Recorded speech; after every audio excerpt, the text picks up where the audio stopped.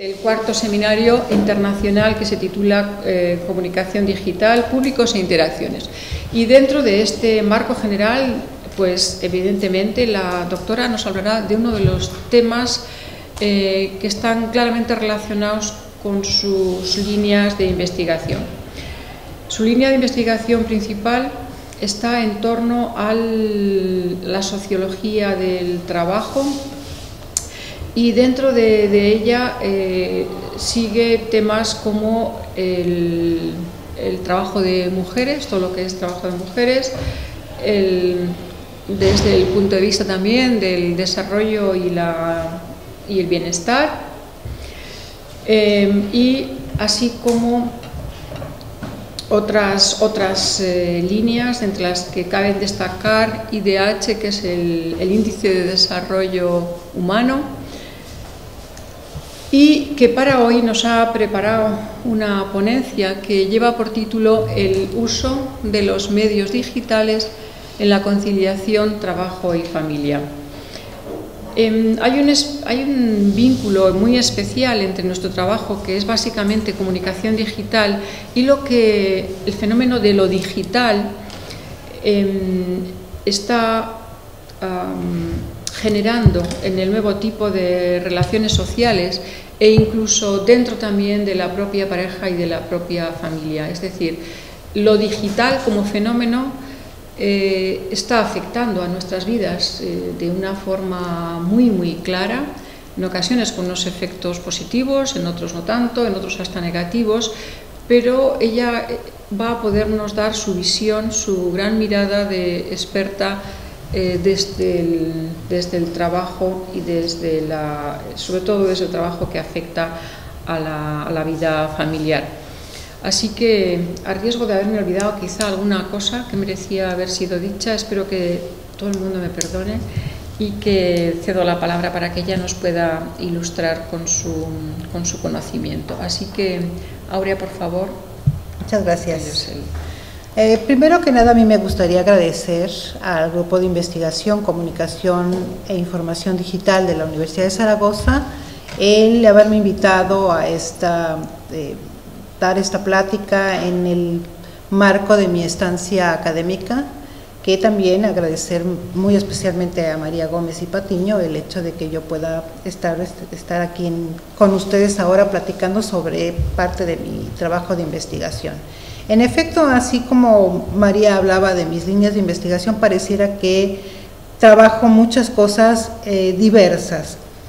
Yo reconozco no ser experta en medios digitales, sin embargo, me parece que es un tema de suma importancia porque justo los medios han redimensionado la vida social y transformado la cohesión social, no solo de Europa, digamos básicamente Europa, Estados Unidos o los países del primer mundo, sino muy especialmente en los países de América Latina, y transformado también las relaciones que se establecen al interior de la familia, entre sus integrantes y de la familia en relación al trabajo.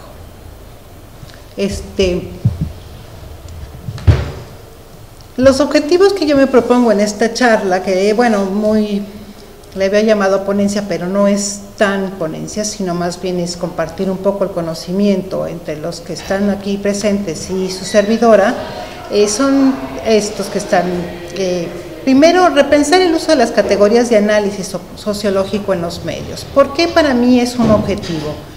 Porque si bien es cierto que la tecnología nos da la posibilidad ahora de tener los medios mucho más sofisticados que cuando empezó la radio o la televisión, hacer uso de estos recursos tecnológicos no exime al portador del medio de tener una concepción de la realidad o una visión del mundo. Para mí es muy importante que quien carga una cámara para filmar o para grabar o para editar o hacer algún video o una grabación debe tener una concepción del mundo. O sea, el que está detrás de un medio debe también tener una forma de ver la realidad que de alguna manera va a transmitir a la hora de hacer su trabajo de edición o su trabajo de recorte de imagen, de recorte de testimonio. Por eso, para mí ese sería un objetivo, es volver a pensar otra vez que las categorías sociológicas son de suma importancia cuando se elabora el mensaje, cuando se redacta el mensaje. El segundo objetivo es mostrar la importancia del marco contextual frente al testimonio o la imagen. Obviamente este objetivo viene amarrado con el primero. Es decir, a veces el medio, por sus características, pone el acento sobre el dato, como cuando hay elecciones de partidos o vida política convulsa en los lugares, entonces la prensa o los medios le dan mucho peso al dato. Y el dato es parte de la realidad y no es la realidad en sí misma, constituye un fragmento de esta realidad. Y en ese sentido, habría que matizar cuando uno dice el 60% de hombres votan por o el 40% de mujeres votan por tal, ¿a quiénes nos referimos? ¿De quiénes estamos hablando? Porque es necesario saber que detrás del dato hay personas, hay sujetos y hay actores sociales. De la misma manera, este acercamiento al dato tiene que darse con la imagen, es decir, mostrar el recorte de la imagen o solo la imagen sin una explicación fehaciente puede transformar la realidad y dar un mensaje equivocado. Y bueno, ahora traigo un poco a colación la idea de el accidente de avión que hubo recién, en el que los medios enfatizaron al piloto con unas determinadas características psicológicas que pudo haber sido, y subrayo pudo haber sido, el causante del accidente aéreo. ¿En qué medida estamos poniendo el acento en un individuo y dejamos de lado el contexto en el que este individuo pudo haber actuado? La responsabilidad social de la empresa aeronáutica o de los participantes en el aeropuerto y toda la logística o la infraestructura que se monta para hacer un vuelo no está exenta de un grado de culpabilidad. ¿Por qué ponemos el acento solo en una persona? Entonces ahí yo creo que deberíamos rescatar un poco el marco contextual. Mi tercer objetivo viene dado de acuerdo a los anteriores, es que ni el dato ni solo el individuo son la realidad, como ya lo había mencionado. El último objetivo es hablar un poco de la conciliación trabajo-familia. Y es más como un ejemplo de cuál ha sido, desde mi punto de vista, el impacto que estos medios han tenido sobre estos ámbitos. Los que estamos aquí presentes no estamos tampoco exentos de tener un mundo de trabajo regido por unas normas y reglas y un mundo de familia que pareciera distinto, pero que también se imbrinca muy directamente con el trabajo. Bueno, esos serían, digamos, mis objetivos de inicio.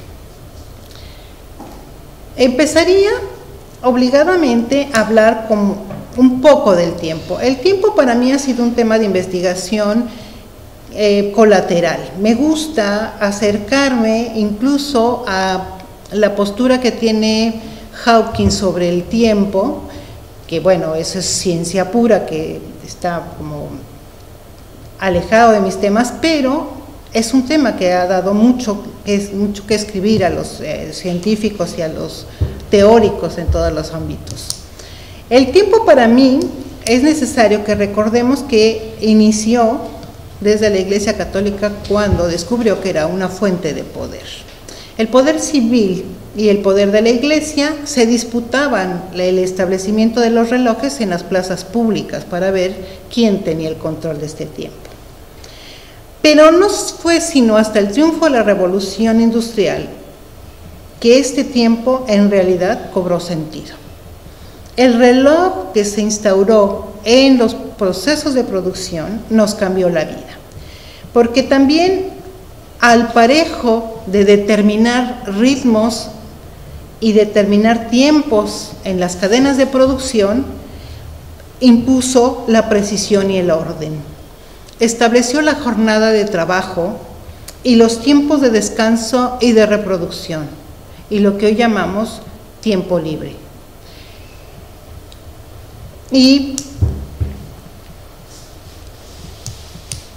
Estos tiempos han permeado también la forma en que nos relacionamos en el trabajo y la familia. Si esto nace con el triunfo de la revolución industrial, son los trabajos, es el trabajo el que pone como digamos la pauta para que el tiempo sea una forma de control.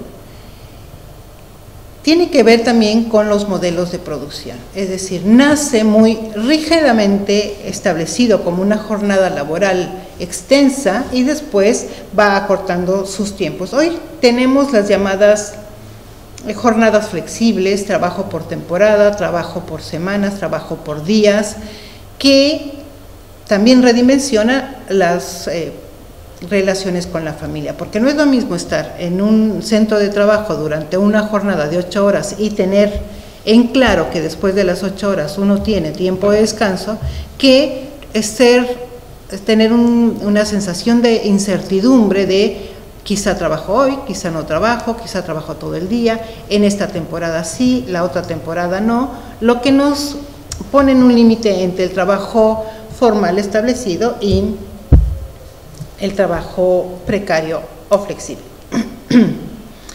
Pero junto con esta visión del trabajo impuesto por la revolución industrial, el único tiempo que cobró valor en la sociedad fue el tiempo de trabajo.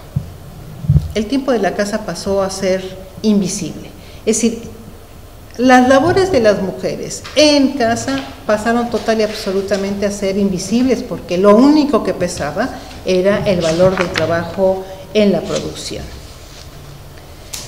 ¿Qué se ha dicho al respecto? Que el análisis de este vínculo trabajo-familia atraviesa necesariamente por el estudio del tiempo en jornadas. Y como ya decía, hay jornadas rígidas y hay jornadas flexibles. Y lo rígido le queda a todo mundo más claro que lo flexible, porque lo rígido está establecido por la normatividad en los países por jornadas de 40, 42 horas, 38 horas, 36, dependiendo de los logros de los movimientos obreros en la historia del mundo del trabajo. Pero lo flexible nos acerca mucho al trabajo precario.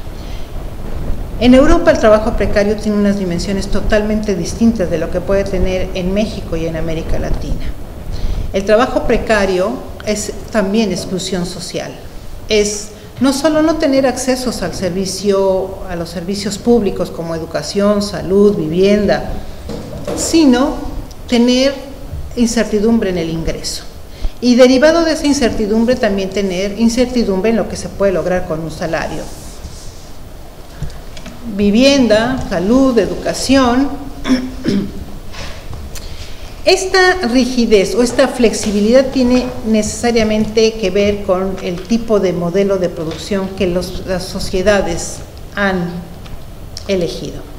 Y bueno, aquí diría, y nuestros gobernantes, porque siendo coherentes con los propósitos de esta charla, los modelos de producción o las políticas de industrialización o las políticas económicas en los países tienen nombre y apellido, tienen grupos políticos detrás de esto. No es un proceso natural el que se decida el tipo de política social o el tipo de política económica que se destina en los países, sino hay alguien con nombre y apellido que no necesariamente es el presidente de la República o el ministro, quienes deciden qué es favorable o no para las sociedades. Pero en esta toma de decisiones se ven afectadas las familias, directamente las familias, y en donde más se sienten las crisis económicas, que es un diseño de política muy amplio, muy macro, es en nuestros bolsillos. Donde nosotros realmente sentimos la crisis es cuando no podemos tener acceso a los bienes y servicios que antes teníamos acceso. El otro análisis, el otro tiempo, el de casa, es medido en horas, en días y en semanas, a veces combinado con el empleo en tiempos que se empalman, se sobreponen y atropellan. Y aquí yo me aviento a pensar que que para los hombres el tiempo es lineal. Es terminar una tarea y seguir otra y otra más, pero no de simultaneidad como las mujeres. Y bueno, aquí los hombres me pueden decir no es cierto y podemos entrar en ese tipo de discusión. Pero para nosotros estos tiempos se empalman y se sobreponen, porque cuando uno llega a casa, igual estoy revisando un trabajo escolar, haciendo un resumen de un texto, que checando si la lavadora funciona o no funciona, si la olla de presión terminó su trabajo y tengo que seguir con la siguiente etapa de la cocina, y puedo perfectamente, no sé si perfectamente, pero puedo combinarlo con otros tiempos que se empalman. Esto se invisibiliza, y por supuesto que se invisibiliza el trabajo de las mujeres en el ámbito del hogar. Y aquí empezamos un poco con los medios. Cuando se habla de trabajo por los medios, se habla del trabajo socialmente reconocido, que es el trabajo del mercado. Cuando se habla del trabajo de las mujeres, se subestima hablando de actividades del trabajo, pero no se le da el reconocimiento del trabajo como tal. Bien, aquí me meto en un terreno un poco delicado y que ustedes saben mucho más que yo porque es una audiencia especializada en el tema, pero igual que hay una conciliación trabajo-familia, hay una disputa entre la imagen y la palabra, desde mi punto de vista, por supuesto. La palabra, para mí, permite el pensamiento abstracto, reta al pensamiento a crear situaciones diferentes que no están dadas, a crear, a reflexionar, a construir, digamos. En cambio, la imagen está dada y es concreta. El uno fomenta el conocimiento y el otro fomenta la información. Y estos dos van a pegar muy fuertemente en los integrantes de la familia. El papel de la televisión y ahora el internet, desde mi punto de vista, no educan. Aunque debieran apoyar para la educación, en realidad no están educando, sino distrayendo. En ese sentido, la educación y la paternidad pierden autoridad y poder frente a los hijos. Y comentaba hace unos días, pasamos de ser padres autoritarios a ser padres permisivos. Y en este tránsito se perdió autoridad. Y ese fue un caldo de cultivo para los medios. Ahora, ¿quién tiene el poder y quién tiene la autoridad en la educación y en la casa? Los medios. Nos gana más un iPad o una tablet frente a conminar a los hijos a leer un texto, a recurrir a de la literatura clásica, o a ver una buena película, o ir a una obra de teatro. Nos gana cualquiera otro de estos medios frente a la sugerencia de que un padre diga vamos, o veamos otras cosas, o asistamos a otros eventos. Hay autores que dicen que el papel de los medios rompió lo que fue en alguna época ámbitos delimitados como la vida privada y la vida pública. ¿Cómo se rompió esa separación? ¿Cómo fue que se empezaron a mezclar estos ámbitos? Desde la teoría se dice que es, primero porque los medios, yo traje los medios a mi casa a través del consumo. Ya no es consume pan, sino consume tal X marca, ¿no? Ya no es trae unos pantalones, sino trae unos Benetton o unos, no sé, lo que sea. Los integrantes de la familia traemos el medio a través del consumo de marca, del consumo suntuario, del consumo publicitado, del consumo en general. Y cómo la vida pública también pasa a ser parte de la vida privada a través del reality show. es el reality show el que muestra parte de lo que durante muchos, no sé si años y hasta siglos, se mantuvo en la esfera de la privacidad. Las broncas maritales, los pleitos entre integrantes de la familia, las disputas por la herencia, toda una serie de cosas que eran contenidas en el marco de la vida pública, de la vida privada, los medios la hacen pública a través de estos programas. Yo había confesado que, bueno, mucho de medios no sé, pero esto me parece que es como muy claro, muy sentido en términos de el tejido social. Bien, algunas consideraciones. Yo creo que los futuros ciudadanos están en parte en manos de la televisión y de las redes sociales que no construyen ciudadanía. La ciudadanía, que es el reto de la construcción de los países y de quienes serán los dirigentes políticos y empresarios de un país, tiene su arraigo en la vida pública, como ya decía el derecho romano, las civitas, la ciudad como parte de esta ciudadanía. Pero la televisión y las redes sociales aíslan o encapsulan las relaciones en espacios privados. O sea, uno puede establecer contacto con el otro en el aula, en la casa, en el bus, en los donde haya cobertura, pero no vamos a la plaza pública necesariamente a establecer este contacto. Esta vida pública es lo que permite en última instancia la ciudadanía y los movimientos, digamos, los movimientos sociales, si hubiera necesidad. Los tiempos de trabajo de los que ya había hablado anteriormente se traslapan o se empalman con otros tiempos como la prestación de servicios, el gobierno, la banca, y estos tiempos también han sido rotos o transformados por el uso de los medios. Es decir, hoy yo no tengo que esperar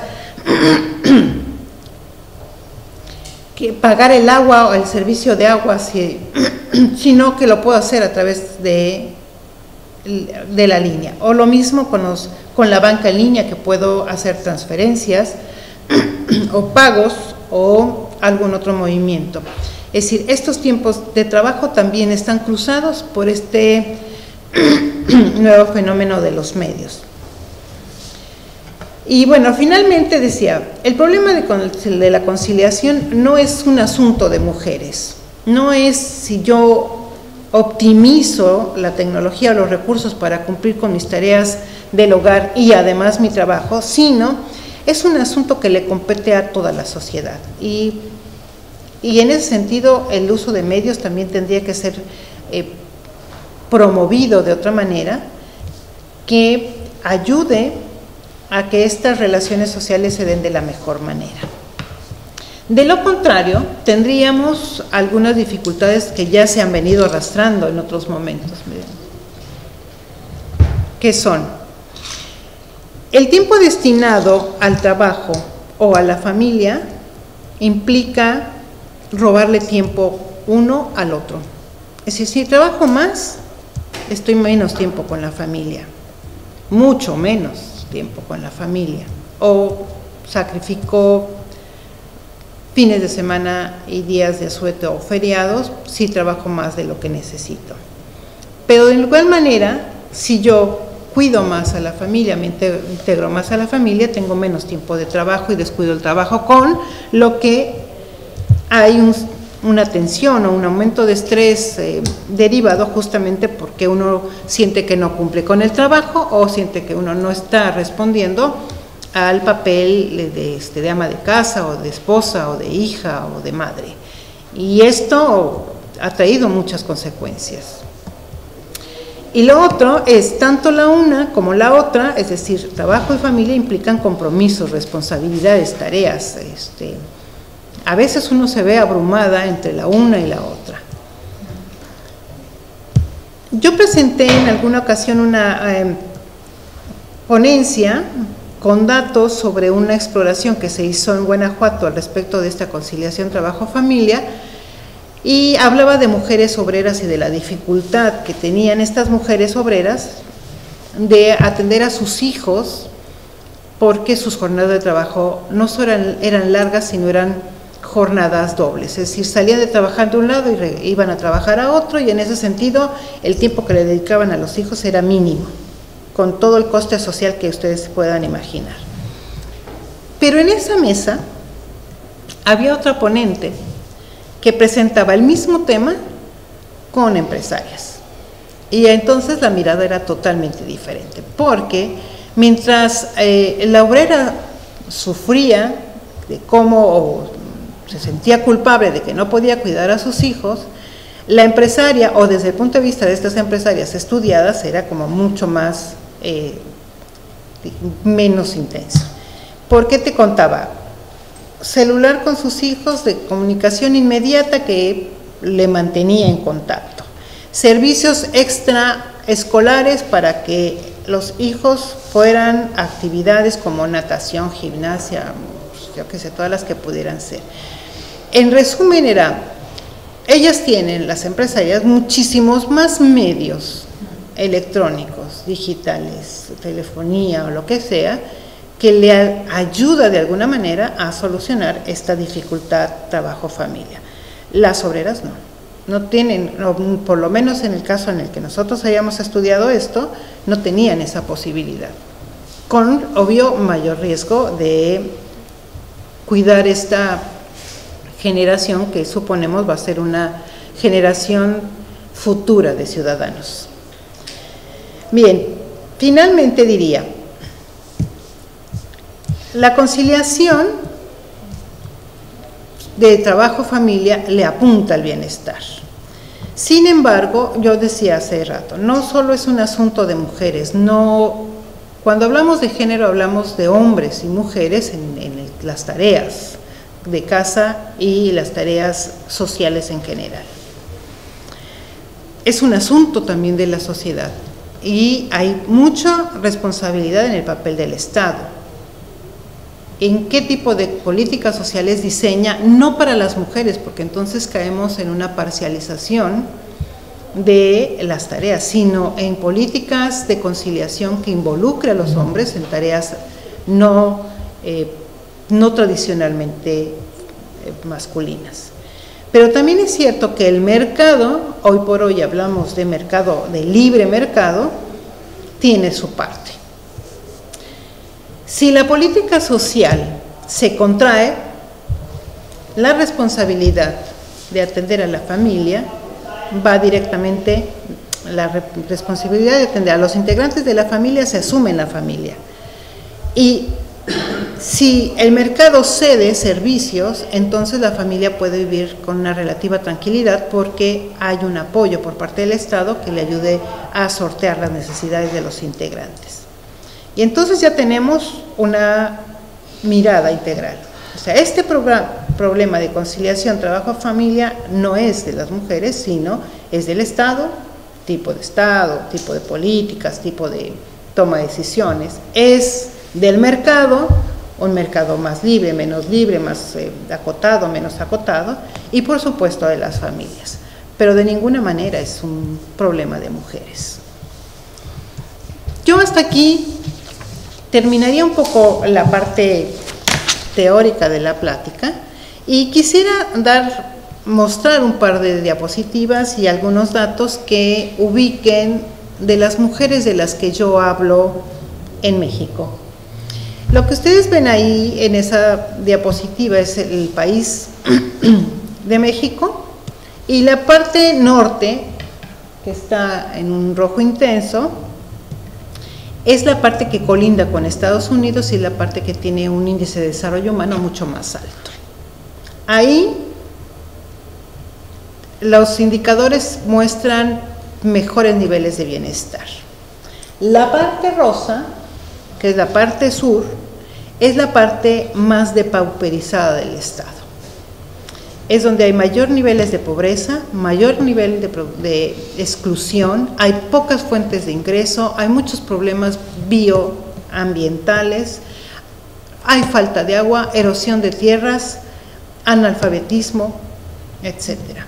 Tenemos un país que se divide en estos tres grandes sectores. La parte del medio es la parte mucho más poblada del país, con una generación de Producto Interno Bruto muy alta, y donde se encuentra el estado de Guanajuato, de donde yo vengo, que es justo en el centro del país. En un acercamiento, ahí podríamos ver en el extremo superior izquierdo el país nuevamente, y como si fuera una estrellita, el estado de Guanajuato. Pero de igual manera en Guanajuato tenemos un reflejo de lo que tenemos en el país. Hay una línea amarilla intensa que va de Ciudad de México y se extiende hacia Jalisco. Esa línea amarilla es el corredor industrial del Bajío. Es donde se asientan las empresas, donde la política de industrialización pretende la creación de un clúster automotriz con varias empresas japonesas y una americana, que es la General Motors Company. Querétaro, que también está incentivando una industria aeronáutica, y pareciera que ese corredor industrial del Bajío está prosperando muy rápidamente. Y del otro lado, en esa línea amarillo-roja que va a San Luis y que viene de Querétaro, está nuestra parte pobre. Ahí no hay trabajo, ahí no hay agua, ahí no hay industria, ahí no hay infraestructura carretera, ahí es muy difícil llegar en autobús, hay que llegar en algunas ocasiones con animales de carga, y por supuesto hay pueblos fantasmas, porque las personas migran hacia los centros urbanos para tratar de tener algún ingreso. Finalmente daremos unos datos que son del todo conocidos. ¿Y por qué mostraba estas dos diapositivas? Porque siendo coherente con los objetivos del principio, uno no puede mostrar solo una parte del fenómeno, sino se integra a su contexto y a un nivel mucho más macro y más amplio, porque de lo contrario estaríamos como dando una visión optimista de las cosas si queremos dar la optimista, o una visión pesimista si queremos dar una visión pesimista. Para mí la realidad es muy amplia, es compleja, está integrada. Fragmentarla también nos lleva a otro tipo de dificultades teórico-metodológicas, pero me parece que habría que rescatarlo. Y esta es una conminación también a los que hacen o quieren hacer medios, ser transmisores, emisores de noticias, de concebir las cosas más allá de una sola cara, sino con una realidad que tiene varias aristas. En ese sentido, Guanajuato, en algunos datos oficiales, que igual, quién sabe cómo se crearon, el IDH, nosotros tenemos un IDH medio de 0.76, que equivale a las condiciones de Bulgaria, de Colombia o de Venezuela.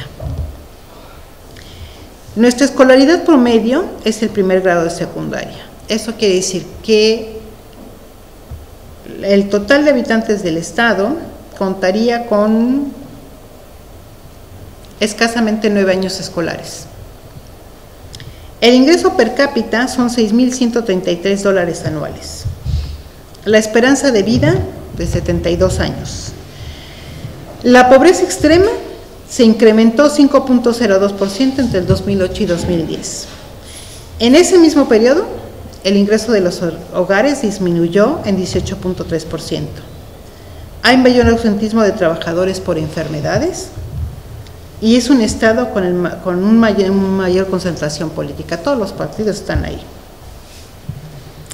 Es el estado que más sobreexplotación de acuíferos tiene.